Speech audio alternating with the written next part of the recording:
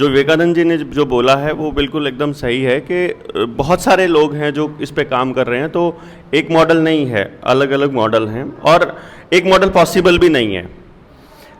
हम जहाँ रहते हैं, हमारा जो इलाका है, उसके हिसाब से वहाँ के स्थानीय लोग अपनी ज़रूरतों के हिसाब से तय करेंगे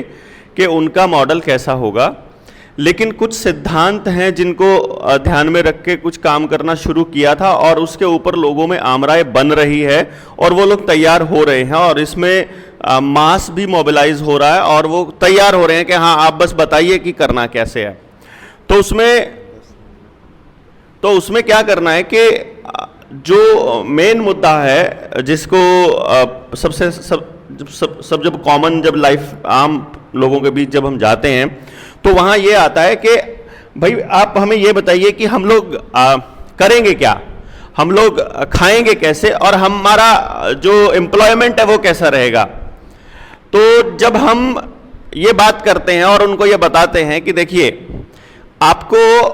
एक जगह पर रहने के लिए, जब एक गांव के रूप में जब आप रहते हैं 4000 लोगों, जो मैंने आपको एग्जाम्पल बताया था रात को जब हम बात कर रहे थे कि हम एक गांव में जब गए और हमने उनसे बात किया तो ये कैलकुलेशन आई कि आज के टाइम पर एक 4500 की जनसंख्या वाले गांव से लगभग 1300 बच्चा बाहर पढ़ने के लिए जा रहा है और उस पर लगभग 53 लाख रुपया महीने का खर्च हो रहा है केवल पढ़ाई पर, और 30 से 32 लाख रुपया महीने का खर्च हो रहा है उसकी हेल्थ के ऊपर। और इसी तरह से हमने जब मतलब उनका ईंधन पे कितना खर्च होता है, ट्रैक्टर पे कितना खर्च होता है और इन किश्तों पे कितना होता है, वो सारा कैलकुलेशन किया। और जैसे कल हमारे एक साथी थे, वो आज अभी दिख नहीं रहे हैं, उन्होंने बताया था कि वो लोकल लोगों से जब उन्होंने बात की तो हमने देखा कि गांव की जो महिलाएं हैं उनके पास में स्किल है एक से एक बढ़कर। किसी के पास अचार बनाने की, किसी के पास पापड़ बनाने की, किसी के पास दरी बनाने की, बोइये बनाने की, हमारे पास कपड़ा तक बनाने की, हथकरघा लगाने की, या और तमाम तरह की जितनी भी आम जीवन में रोज़मर्रा की ज़रूरतें हैं उन सारी ज़रूरतों को पूरा करने के लिए हमारे पास गांव में स्किल अवेलेबल है, गांव में रॉ मटेरियल अवेलेबल है और गांव में सब कुछ अवेलेबल है। तो इसको जब आगे बढ़ाते हैं अगले स्टेप पर, तो हम ये कहते हैं कि मैक्सिमम लोग जो शहर में गए हैं गांव से, वो बच्चे की पढ़ाई के लिए गए हैं। हमने अगर उनको ऑफर दिया और जब हमने उनको ये कहा कि यदि आपके बच्चे की पढ़ाई की जिम्मेदारी समाज ले लेता है, गांव ले लेता है, मिलके कर लेते हैं, गांव के सरकारी स्कूल में अगर उस पैसे को हम लोग लगाना शुरू करते हैं तो आप उसी स्कूल को संगमरमर का बना सकते हैं जो आज किसी तरह से अपेक्षित है, उपेक्षित है। अभी जब हम लोग सुधीर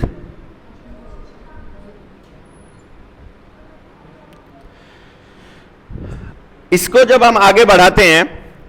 तो जब बच्चों का टैलेंट पता करने के लिए हमने टीचर्स को ट्रेंड कर दिया, सभी बच्चों के पास जो टैलेंट है उस टैलेंट के अकॉर्डिंगली उनको तैयार करना शुरू कर दिया। गांव के अंदर एक मॉडल, जो बेसिक मॉडल जिसको हमने खड़ा करने की कोशिश की है वो ये है कि अगर 10 गांव का एक क्लस्टर बनता है और उस 10 गांव के क्लस्टर में उस गांव की भौगोलिक परिस्थिति के हिसाब से और वहां मौजूद जनसंख्या, जमीन और बाकी के रिसोर्सेज के अकॉर्डिंगली वहां सड़क के किनारे है या वो अंदरूनी इलाके में है, उसके हिसाब से वहां पर वो सारे के सारे लघु उद्योग, वो सारे के सारे काम किए जा सकते हैं, छेड़े जा सकते हैं जिनकी हम लोगों को जरूरत है।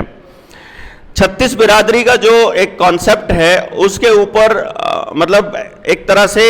इंक्लूसिवली हम लोगों को काम करना पड़ेगा कि आपको जीवन जीने के लिए जितने भी सामान चाहिए और जितने भी संसाधन चाहिए वो वहीं पर पैदा करने हैं। वहीं आपका बच्चा 20 किलोमीटर से 25 किलोमीटर के दायरे से बाहर अगर जाना बंद कर देता है जहां वो पैदा हुआ है तो वो बीमार होना भी बंद कर देता है।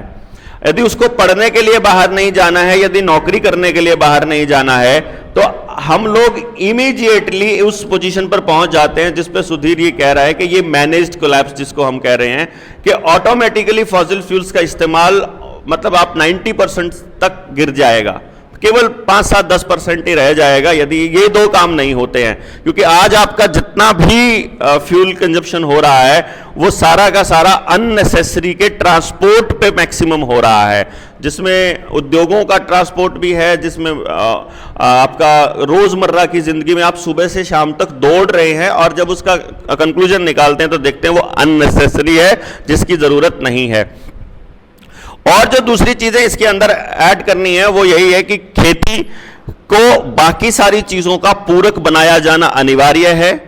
खेत के अंदर हम लोगों को जितनी सारी जरूरतें हमारी हैं वो सारी की सारी पूरी हो सकती हैं, क्योंकि ऐसा कोई उद्योग नहीं है जिसका रॉ मटेरियल जमीन से नहीं आता है। तो जिसके पास जमीन है समझो वो बड़ा उद्योगपति है और बड़े उद्योगपतियों के बराबर खड़े होने की उसकी कैपेसिटी है।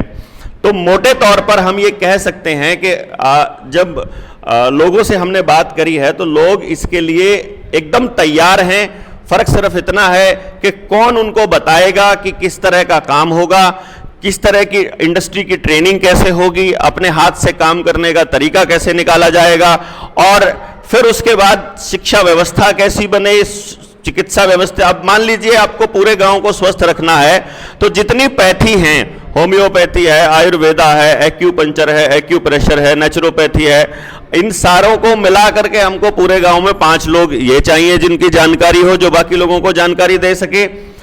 10 से 15 से ज्यादा टीचर्स हम लोगों को जरूरत नहीं है पूरे के पूरे गांव को एजुकेट करने के लिए। और बाकी के लोग, ये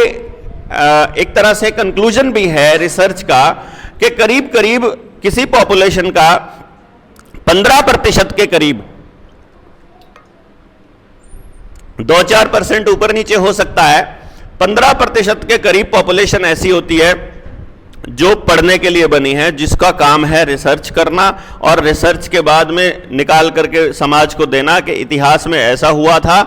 फलानी जगह पर ऐसा हो रहा है, आपको इन चीजों की जरूरत है। और बाकी का जो 85% है, यदि वो इस बात को समझ ले कि आपका जन्म हुआ है उस प्रतिपादित सिद्धांत को अमली जामा पहनाने के लिए और पूरे समाज के अंदर एक समरसता के साथ जीने का एक माहौल बनाने के लिए, तो मुझे लगता है कि अपने आप से हम एक ऐसा एक वातावरण क्रिएट कर सकते हैं जिसके अंदर हम सारे के सारे एक दूसरे का कोऑपरेशन में आकर के, यानी एक तरह से कंपटीशन की बजाय कोएग्जिस्टेंस की विचारधारा पे हम लोग आगे बढ़े। तो ये एक मूल सिद्धांत पे हम लोग बात कर सकते हैं इतनी देर में। बाकी आप सबके पास भी वो मॉडल्स हैं, आप उनको भी अपने तरीके से जब हम लोग वर्क प्लान में, एक्शन प्लान में जब हम उसको बढ़ाएंगे तो सबके सब जरूरत